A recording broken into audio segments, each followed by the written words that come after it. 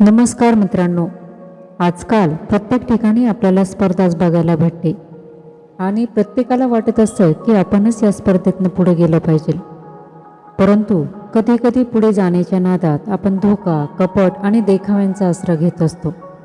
खरं तर हे सर्व आपण आपल्या आनंदासाठी करत असतो, पण इतके करूनही शेवटी दुःखच आपल्या पदरात येत असतं, कारण आपण निवडलेला तो रस्ता चुकीचा असतो. म्हणून सुखी जीवनासाठी काही टिप्स फॉलो केले पाहिजे, ज्याने प्रत्येकालाच आनंदी राहता येईल. मित्रांनो, अतिविचार करणं टाळायला शिका, कारण आपण जितका जास्त विचार करतो तितक्या जास्त प्रमाणात डोक्याचा खोळंबा होतो. म्हणून जास्त विचार करून आपण स्वतःलाच त्रास करून घेत असतो. बारीक सारीक गोष्टींचा जास्त विचार करणं टाळायलाच पाहिजे. लोकांवर अपेक्षा ठेवणं सोडून द्या, कारण जर तुमच्या अपेक्षा ते पूर्ण करू शकले नाही तर तुमच्या नात्यांमध्ये कडूपणा येऊ शकतो. म्हणून शक्यतो अपेक्षा ठेवणं हे टाळलंच पाहिजे. छोट्या छोट्या गोष्टींमध्ये आनंद शोधण्याचा प्रयत्न हा केलाच पाहिजे. ही खूप महत्त्वाची गोष्ट आहे, कारण एक लहान गोष्ट सुद्धा तुमच्या दिवसाला अतिउत्तम बनवण्यासाठी उपयुक्त ठरत असते.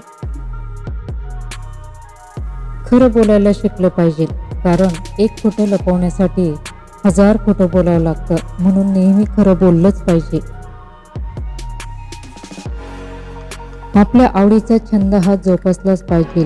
किमान अर्धा तास तरी आपण स्वतःसाठी वेळ दिला पाहिजे. मग गाणी असू देत, नाच असू देत किंवा पाककला असू देत, स्वतःसाठी वेळ हा दिलाच पाहिजे. नेहमी आनंदी राहा. आपण आनंदी राहायचं आहे तर मग लोक गेले खड्ड्यात असं म्हणून चालायचं, पण चालत असताना त्या लोकांना आणि कोणालाही आपल्यापासून त्रास तर होणार नाही ना, याची काळजी आपण नक्की घ्यायला हवी. आयुष्यात कधीतरी गरजू लोकांना छोटीशी का असेना पण एकदा मदत करून बघा. त्यानंतर जो आनंद मिळतो तो गगनात मावत नाही. म्हणून नेहमी गरजू लोकांना मदत करत चला.